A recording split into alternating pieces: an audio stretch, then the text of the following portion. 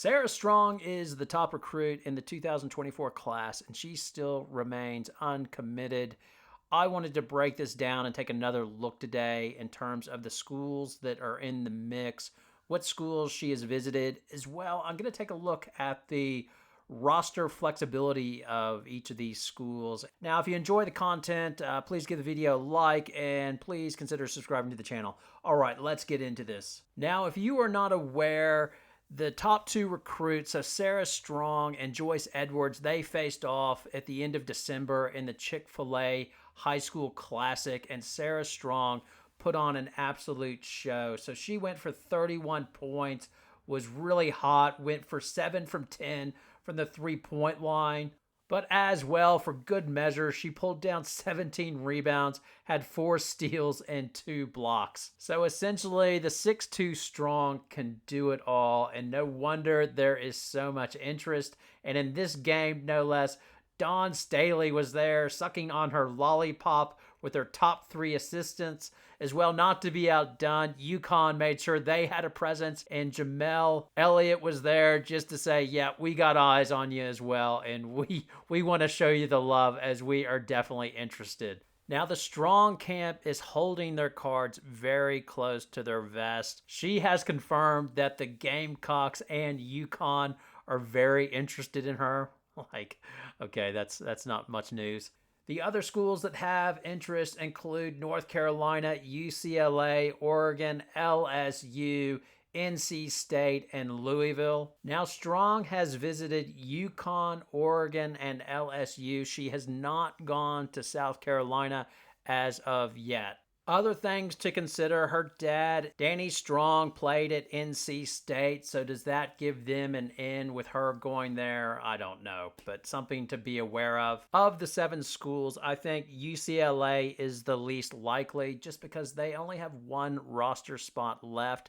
As well, they are simply loaded, like they're taking in the number 3 class next year as well, and they have a lot of bigs that could play her position, those bigs that can go outside like Duliak, and Emily Bassoir should be returning from her knee injury as well. So yes, I think UCLA is unlikely. The other one, just due to roster space, North Carolina.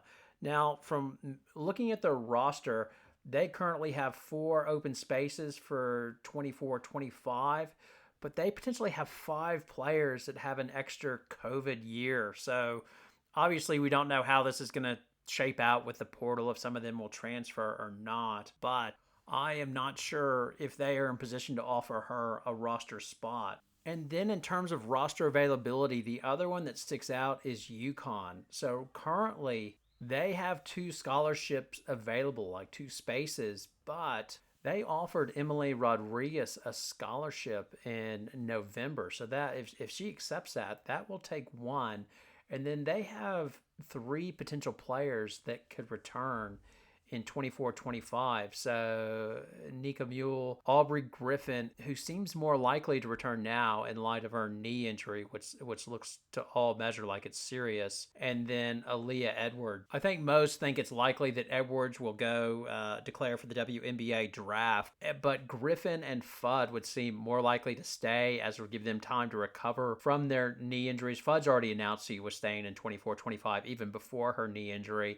And then the other big one is Paige Beckers, because she's eligible to declare for the 24 WNBA draft. I did a previous video on this. It's a bone of contention whether she will return in 24-25. Some say yes, some say no. I tend to think she'll go to LA, but I know others disagree with that. But that makes it a really crowded roster. If everybody that can stay does stay, I don't know what they would do. I imagine privately they know somebody's leaving or something like that. I guess the other one is Caroline Ducharme. Will she play in 24-25 or will she redshirt? Or her status is just really, really unclear at this stage.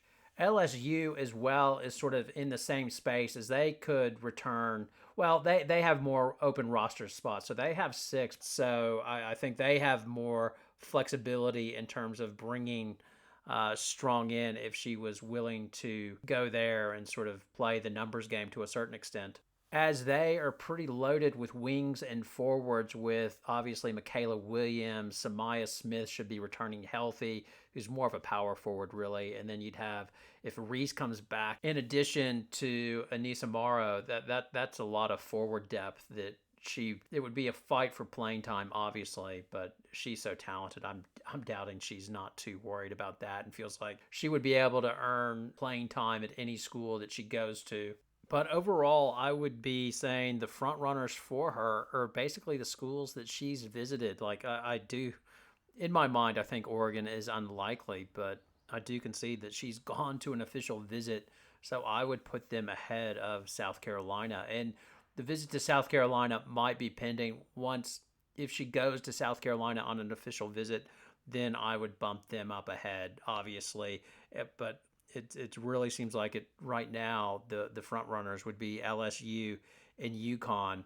The roster availability for UConn confuses me, but at the same time, they must know what they're doing. Or if they think they're in the run for Sarah Strong, they must know somebody's leaving, or why would they give Emily Rodriguez a scholarship offer? And I just don't know if they're planning to be cold-blooded and pull that if they do get a commitment from Strong, or what the plan is. I assume they have something up their sleeve.